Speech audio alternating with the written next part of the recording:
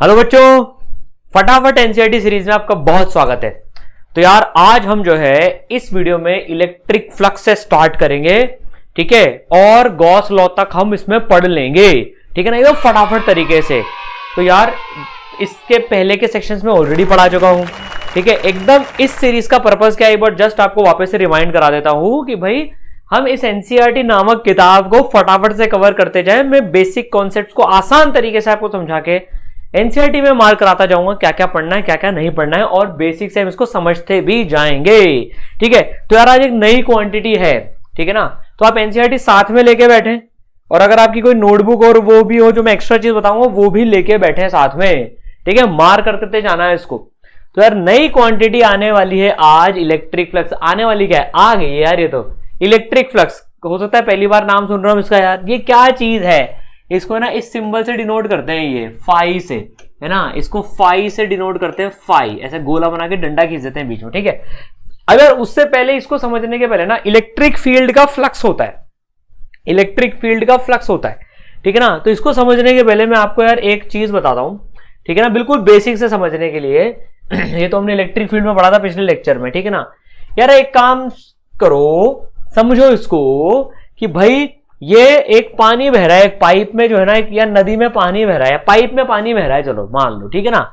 हमने उसमें जो एक रिंग है, एक चूड़ी जो होती है ना, एक रिंग मान लो, अंगूठी, चूड़ी, कुछ भी मान लो यार, एक बैंगल टाइप गोला ऐसा जो है ना, ऐसे पानी बह रहा है, और हमने इसको ऐसे पानी ऐसे ऐसे बह रहा है, हमने इसको यू रख दी एक बार को, ठीक है ना।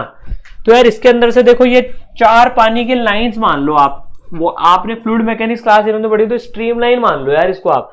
तो यार स्ट्रीम लाइन, चार पानी की लाइन जा रही है इसके अंदर में ना, ठीक है। पहला केस हो गया ये, this is like first case, ठीक है।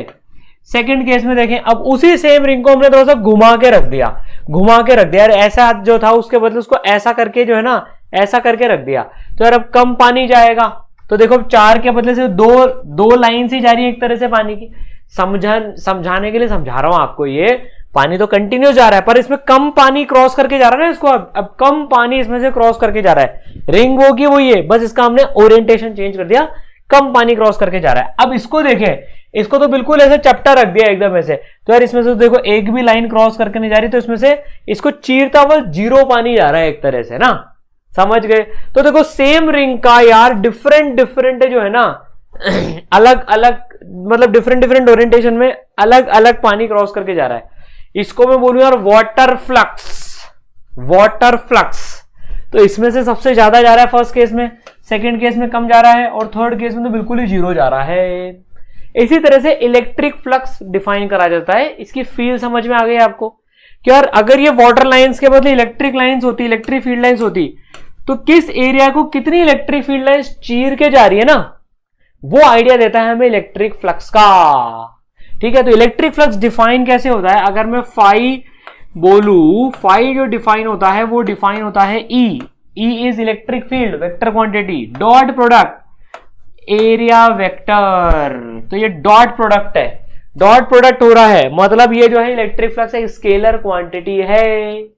तो देखो इलेक्ट्रिक फ्लक्स एक स्केलर क्वांटिटी है ये, क्योंकि डॉट प्रोडक्ट स्केलर देता है ना। सर पर एक बात ताजुब की है यहां पर, ये एरिया कब से वेक्टर लग गया? 10वीं तक तो हमने एरिया स्केलर पढ़ा था कि यार एरिया मतलब जो है सिर्फ मैग्नीट्यूड होता है, एरिया का डायरेक्शन भी होता है क्या? हाँ भाई, यहां पर हम एरिया को वेक्टर की तरह से रिप्रेजेंट करते हैं, ठीक है ना, जिससे कि हम ये फ्लक्स कैलकुलेट कर पाए आसानी से। मतलब ये एक नया कॉन्सेप्ट है एरिया को वेक्टर की तरह से रिप्रेजेंट करने वाला। तो electric field vector dot area vector, इस तरह से फ्लक्स डिफाइन होता है, समझ गए। अब देखो यार ये डॉट प्रोडक्ट करने से जो है ना, कैसे प्रॉब्लम हमारी सॉल्व हो गई, कैसे ये मैथमेटिकल क्वांटिटी अपने आप फर्स्ट केस में ज्यादा आ जाएगी, फिर सेकंड में कम, थर्ड में कम। सर उसके पहले ये तो बताओ एरिया वेक्टर लिया कैसे जाता है। तो एरिया का मैग्नीट्यूड तो आपको पता है यार, पाई आर स्क्वायर है, इसका पाई आर स्क्वायर है ना। इसका जो एरिया है जिसमें से क्रॉस करके जा रहा है, मतलब ये जो इसका एरिया है वो पाई आर स्क्वायर है। डायरेक्शन क्या लेते हैं, डायरेक्शन जो लेते हैं वो लेते हैं एरिया वेक्टर के परपेंडिकुलर। तो अगर मुझे इसमें एरिया वेक्टर बनाना हो ना, तो यार मैं ऐसे बनाऊंगा एरिया वेक्टर, इस एरिया वेक्टर के, जैसे ये जो रिंग थी तो इसके परपेंडिकुलर मेरा एरिया वेक्टर होगा, इसके परपेंडिकुलर एरिया वेक्टर ऐसे होगा, इसके परपेंडिकुलर रिंग के परपेंडिकुलर एरिया वेक्टर ऐसे होगा। अब आपके दिमाग में क्वेश्चन आ रहा होगा कि सर एरिया वेक्टर आपने ऐसे ही क्यों लिया है, ये आप इधर भी तो ले सकते थे, आप नीचे भी तो ले सकते थे, आप इधर भी तो ले सकते थे। बिल्कुल ले सकते थे, बिल्कुल ले सकते थे। कन्वेंशनली एक डायरेक्शन हमने इस पर्टिकुलर प्रॉब्लम को सॉल्व करने के लिए चूज कर लिया, इस पर्टिकुलर प्रॉब्लम को चूज करने के लिए एक साइड चूज कर लिया हमने यहां पर, ठीक है। तो यार एरिया वेक्टर इस तरह से डिफाइन करा जाता है, मैग्नीट्यूड वाइज तो पाई आर स्क्वायर जो एरिया होता है वो है, और direction perpendicular to the area.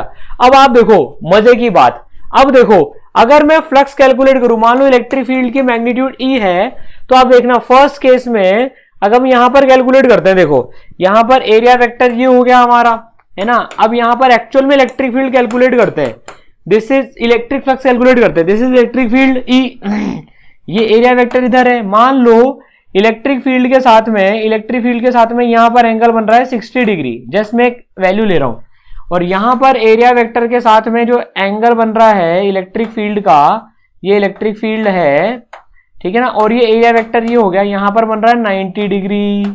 अब आप कैलकुलेट करके देखो, और यहां पर कितना बन रहा है, यहां पर बन रहा है 0 डिग्री। तो अब आप देखो कैलकुलेट करके देखो, पूरी फील आ जाएगी। तो पहले केस में फ्लक्स देखें, ई का मैग्नीट्यूड है ई, अच्छा ये कितना होता है, इसकी वैल्यू कितनी होती है, डॉट प्रोडक्ट की वैल्यू कितनी होती है यार, पढ़ा हुआ है मैथ्स में, तो E A cos theta, where theta is the angle between E और ए। तो देखो 5 की वैल्यू कितनी हो गई, ई ए कॉस 0, तो यहां पर वैल्यू हो गई ई ए कॉस 0 डिग्री, ठीक है, जो कि कितनी हो गई, कॉस 0 कितना होता है 1 या 0, अरे सर 1 होता है, तो ये हो गया ई इंटू ए, है ना। तो देखो इसके अंदर से जो फ्लक्स जा रहा है ना एक तरह से, वो ई इंटू ए आ गया। फर्स्ट केस में जो फ्लक्स 5 जो आ गया फर्स्ट केस में, basically that is E A. Second case में कैलकुलेट करें भाई साहब, सेम फॉर्मूला लगाते हैं, ई ए, दोनों के बीच में एंगल कितना है, ई और ए के बीच में एंगल देखो कितना है 60 degree, cos 60 degree, cos 60 degree की वैल्यू हाफ होती है, तो ये हो गया ई ए बाई 2, ई ए बाई 2 हो गया, देखो यहां पर समझ गए, ठीक है। अपने आप देखो 1 से कम आ गया, अपने आप मैथ्स ने सब कुछ हैंडल कर लिया। तो अब आपको समझ में आ रहा होगा फॉर्मूला इस तरह से क्यों डिफाइन करा गया। इस केस में देखो 0 आना चाहिए, देखते हैं जरा 5 कितना आ रहा है, ई ए कॉस 90 डिग्री, कॉस 90 0 होता है, तो इस केस में जो फ्लक्स है थर्ड केस में वो 0 आ रहा है, देखो समझ गए। तो ई डॉट ए की तरह से फ्लक्स को डिफाइन करा जाता है, इलेक्ट्रिक फ्लक्स को, राइट, समझ गए अच्छे से। ई डॉट ए एरिया वेक्टर है, वो उसका मैग्नीट्यूड कितना होता है, जितना एरिया होता है, और वो उसके परपेंडिकुलर होता है, ठीक है। चलिए भाई बहुत बढ़िया, तो फटाफट से मार कर लेते हैं, देखो अब क्या पढ़ना है क्या नहीं पढ़ना है, क्विकली मार कर लेते हैं भाई। अब तो देखो फ्लक्स में हमने जो है ये यहां पर, यहां से लेकर यहां तक आपको, अब आप रिवाइज कर रहे हो ना, तो यहां से लेकर यहां तक पढ़ने की जरूरत नहीं है, ये वही वेलोसिटी वाली बात बता रहा है आपको, ये यहां से यहां तक मत पढ़ना, कोई टेंशन नहीं है। ये इसकी डेफिनेशन है, ये मतलब पहली बार इंट्रोड्यूस हुआ है, तो ये आप पढ़ लेना यहां से, ठीक है। अब ये जो लाइन है ना, ये जो पैराग्राफ है ऑप्शनल है यार, ये आपको अगर और अंडरस्टैंडिंग के पॉइंट ऑफ व्यू से पढ़ना है तो आप ये पैराग्राफ, ये वाला पैराग्राफ ऑप्शनल तरीके से पढ़ लेना। वैसे तो मैंने बता ही दिया पूरा आपको, यहां पर कोई फॉर्मूला नहीं है, बस यहां पर आपको ऑप्शनल तरीके से, इसको मैं ऑप्शनल लिख रहा हूं, समझने के पॉइंट ऑफ व्यू से पढ़ना हो, टाइम हो तो पढ़ लेना, नहीं तो वैसे जरूरत नहीं है, ठीक है ना। देखो ये वही घुमा घुमा के और ये फ्लक्स की बात कर रहा है, ठीक है। यहां से यहां तक पढ़ना नहीं है आपको, ओरिएंटेशन ये यहां से यहां तक हटा दो पॉइंट पूरा, ठीक है। इसके बाद में अब ये बताता है यार एरिया को वेक्टर की तरह से ट्रीट करना है, जो हमने समझ लिया ऑलरेडी। नॉर्मल किधर लेनी है कि भाई normal to the plane specifies orientation of the plane, तो जो एरिया का डायरेक्शन है वो उसके नॉर्मल मतलब परपेंडिकुलर के अलोंग होगा, ठीक है। अब ये वही बात होगी किधर करना है वो ऑलरेडी हमने समझ लिया, राइट। चलिए नाउ अब इसमें से भी जो है यार अब एक जो लाइन होती है ना, अगर ओपन सरफेसेस में, हाँ भाई यहां पर एक लाइन लिख रही है, वो मैंने अभी बताई नहीं आपको, वो ये जो लाइन है ये, हाँ ये इंपॉर्टेंट है, ठीक है। अब यार जब ऐसे एक सरफेस होता है ना, तो आप इधर भी ले सकते हो इधर भी ले सकते हो, लेकिन क्लोज जो सरफेस होता है, जैसे आप मानो यार स्फेयर हो गया, एक क्लोज सरफेस हो गया, तो क्लोज सरफेस में हमेशा आउटवर्ड डायरेक्शन में ही नॉर्मल लेते हैं, आउटवर्ड डायरेक्शन में ही क्लोज सरफेस में नॉर्मल लेते हैं। समझ गए? जब क्लोज्ड हो, जैसे यार ये तो ओपन हो गया, ये एक पेज तो ओपन हो गया, लेकिन अगर मैं इसको सिलेंडर बना के या ढक्कन लगा दूंगा मान लो, तो क्लोज सरफेस हो गया, ये क्लोज सरफेस हो गया। इस केस में हमेशा आउटवर्ड नॉर्मल ही एरिया वेक्टर की डायरेक्शन ली जाती है कन्वेंशनली। तो जब क्लोज्ड हो तो देखो आउटर डायरेक्शन में ली जाती है, आउटसाइड डायरेक्शन में इसकी एरिया वेक्टर की डायरेक्शन। ठीक है, चलिए अब ये फॉर्मूला आपको पढ़ा ही दिया यहाँ पर, phi is equal to E dot A, ये डेल्टा लगा दिया उन्होंने, आप डेल्टा हटा के भी समझ सकते हो, ई डॉट ए, एनसीईआरटी एस बोल रही है एरिया को, तो ए की चीज लिखी हुई है ई ए कॉस थीटा। समझ गए? ठीक है, और ये यहां पर बता रहा है क्या चीज है यार, ये तो सब आसानी से पढ़ लिया अभी ना। ठीक है, राइट ऑन। चलो तो अब यार ये यहां पर ठीक है, यूनिट ऑफ इलेक्ट्रिक फ्लक्स ये देख लेना यार, यूनिट ऑफ इलेक्ट्रिक फ्लक्स आप निकाल सकते हो, electric field into area, electric field की डायरेक्शन न्यूटन पर कूलम, एरिया की डायरेक्शन मीटर स्क्वायर, तो वो आ गया। ठीक है, बाकी इसमें आप वो क्रॉस डॉट प्रोडक्ट की निटिग्रिटीज बता रहे हैं वो छोड़ सकते हो।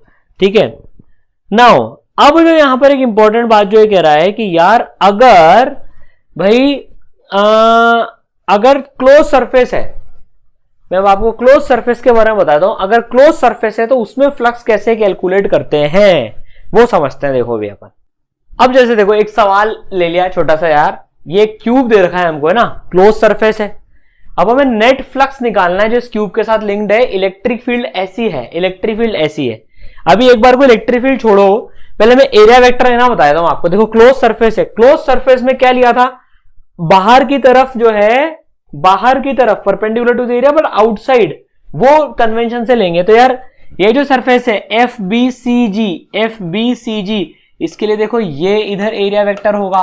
ठीक है, आप ये बेस लो ए डी सी बी, इसके लिए बाहर की तरफ एरिया वेक्टर होगा, है ना, क्यूब है ए साइड की, तो इसका मैग्नीट्यूड तो ए स्क्वायर हो जाएगा और एरिया वेक्टर इधर होगा। ये लो ई एच सी एफ, तो यार इसके लिए इधर एरिया वेक्टर होगा। समझ गए? एरिया वेक्टर लेना इन वाले सरफेस के लिए अंदर घुसता हुआ, इसके लिए इधर घुसता हुआ, और ये जो फ्रंट सरफेस है इसके लिए बाहर आता हुआ एरिया वेक्टर होगा, लेना है एरिया वेक्टर। चलिए सर, अब आपने इलेक्ट्रिक फील्ड की डायरेक्शन भी हमको दे दी। अब यहां तो 6 सरफेसेस हैं, अब 6 सरफेसेस में से फ्लक्स निकालेंगे और उनको जोड़ देंगे, समीशन कर देंगे फ्लक्स का, तो हमें नेट फ्लक्स मिल जाएगा। बेसिकली यार फ्लक्स को जोड़ दो साइन के साथ में, फ्लक्स पॉजिटिव भी हो सकता है, नेगेटिव भी हो सकता है, जीरो भी हो सकता है। तो जब ऐसे एक से ज्यादा सरफेसेस आ जाएं आपके पास में, तो बेसिकली फ्लक्स को जोड़ देना होता है, सबका। समझ गए? ठीक है, फटाफट से अगर मैं इसमें से करूं, इसमें 6 सरफेसेस में देखो, तो 6 सरफेसेस में आप 6 सरफेसेस में फ्लक्स कैलकुलेट कर लो, उसको जोड़ लो। एनसीईआरटी में भी ऐसा एग्जांपल गिवन है, वहां से पढ़ लेना, तो नेट फ्लक्स आ जाएगा। मेरे को जो पॉइंट समझाना है अभी कि एरिया वेक्टर बाहर की तरफ लेते हैं और नेट फ्लक्स को नेट फ्लक्स जोड़ के कर लेते हैं। सर ये तो ऐसा हो गया। अब सर अगर कोई कंटिन्यूअस सरफेस हो तो मतलब ये तो क्या है कि इसमें तो 6 सरफेसेस हो गए, लेकिन सर स्फीयर होगा, स्फीयर में कैसे डिफाइन होगा? तो देखो स्फीयर के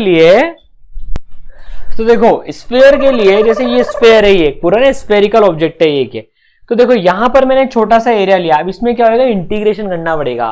पहले एरिया समझ लो यहां पर भी, तो एरिया देखो नॉर्मल सेंटर से ज्वाइन कर दी लाइन, ये बाहर की तरफ इसका छोटू एरिया ले लिया, डी एरिया ले लिया, डी एरिया, क्योंकि ना छोटे छोटे एरियाज में इंटीग्रेट करना पड़ेगा हमको।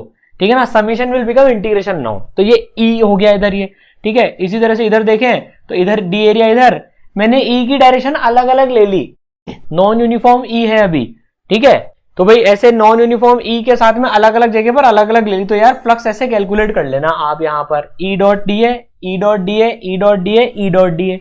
यहां पर पॉजिटिव होगा फ्लक्स क्योंकि ई और ए के बीच में 90 से कम एंगल है, यहां पॉजिटिव होगा, यहां जीरो होगा इस एरिया के लिए क्योंकि ई और डी ए में 90 डिग्री का एंगल है, और यहां पर आप देखोगे तो फ्लक्स नेगेटिव होगा क्योंकि ई और डी ए में 90 से ज्यादा एंगल है।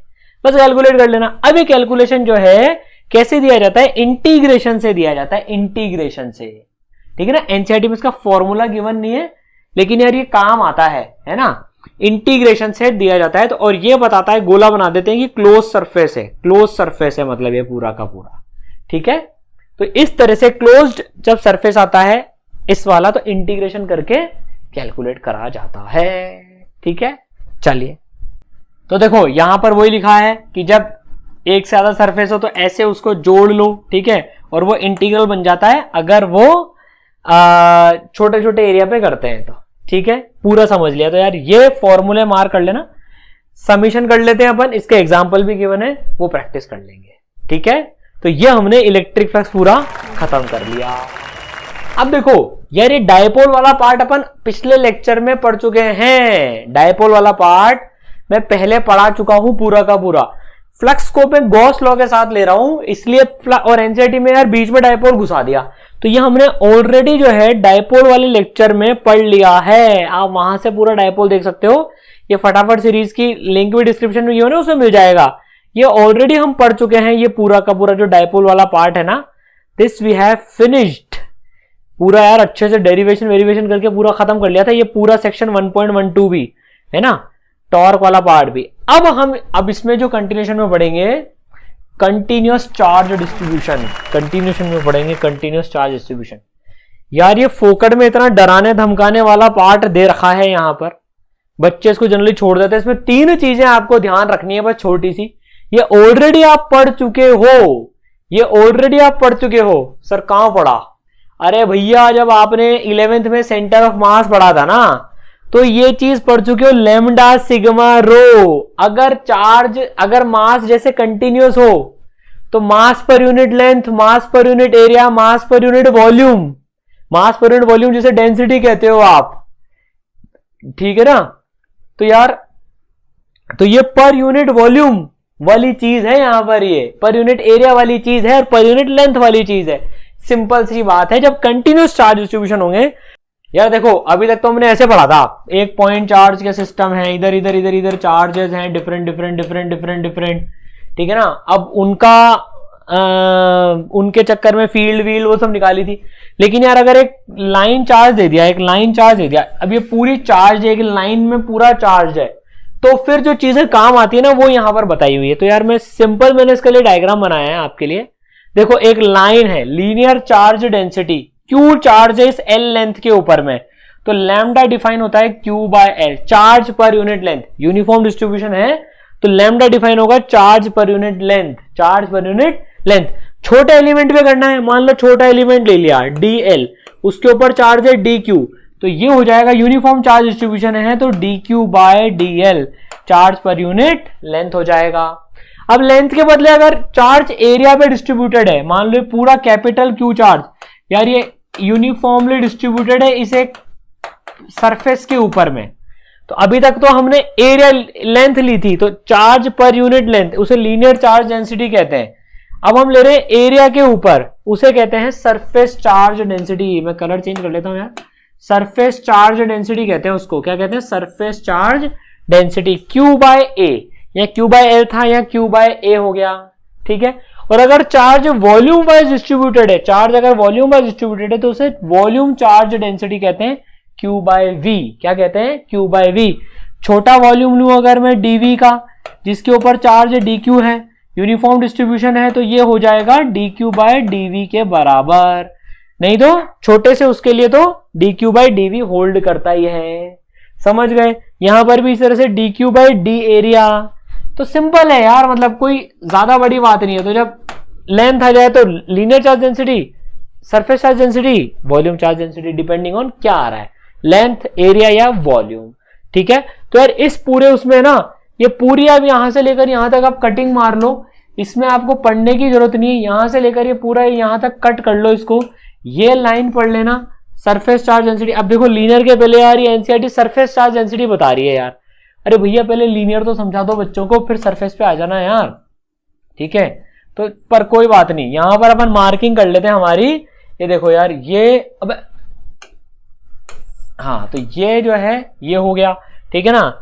और फिर इसी तरह से इसका यूनिट बता रहा है ये सिग्मा का, सिग्मा बोलते हैं इसको, सिग्मा सिग्मा, उसको रो बोलते हैं इसको वॉल्यूम वाले को, और इसको लैम्डा बोलते हैं लीनियर वाले को, ठीक है। तो इसका यूनिट ये हो गया, यहां से लेकर पूरा ये यहां तक आपको पढ़ने की जरूरत नहीं। माइक्रोस्कोपिक मैक्रोस्कोपिक की बात कर रहा है, अंडरस्टैंडिंग की, वो हमें आता है ऑलरेडी, ठीक है।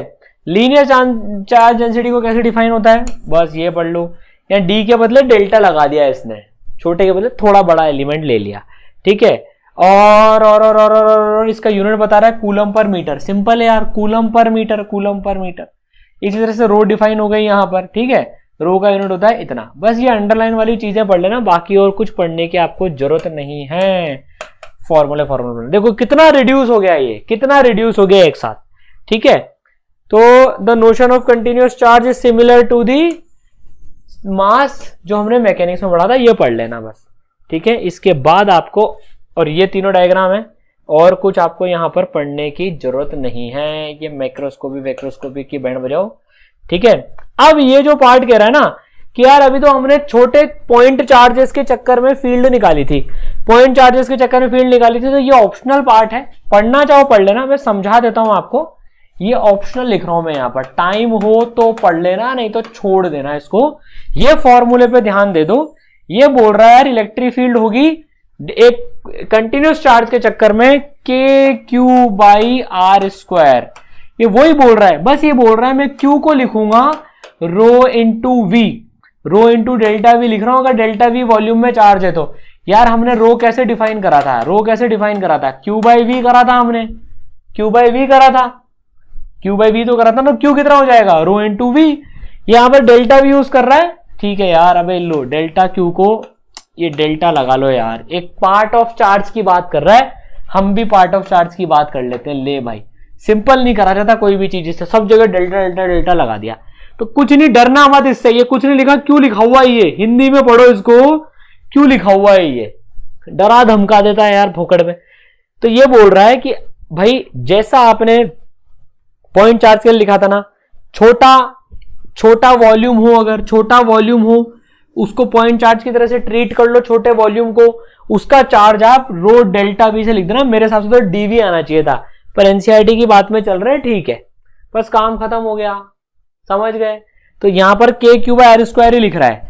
अब ये बोल रहा है और ऐसे बहुत सारे हो तो सिग्मा कर देना यार, ऐसे बहुत सारे एलिमेंट्स हो, इधर हो फिर कोई एलिमेंट इधर हो, फिर कोई एलिमेंट इधर हो, फिर कोई एलिमेंट इधर हो, फिर इधर हो, तो यार सबके चक्कर में सिग्मा कर देना, हमको पता है यार ये तो यार। और जब डेल्टा वी 10 to 0 हो जाएगा तो इंटीग्रेशन हो जाएगा, ये भी हमको पता है, तो टेंशन मत ले, हम बहुत बार कैलकुलेट कर चुके हैं ऐसा काम। तो इस पे ज्यादा क्वेश्चन इस फॉर्मूले पे नहीं आते हैं इस पे, ठीक है ना। और जो आते हैं वो इंटीग्रेशन वाले क्वेश्चन आते हैं, जेई नीट के लेवल में तो इंटीग्रेशन वाले क्वेश्चन ही आते हैं इसमें मेजरली, ठीक है, समझ गए। तो बस ये कंटिन्यूअस चार्ज डिस्ट्रीब्यूशन हो गया, राइट।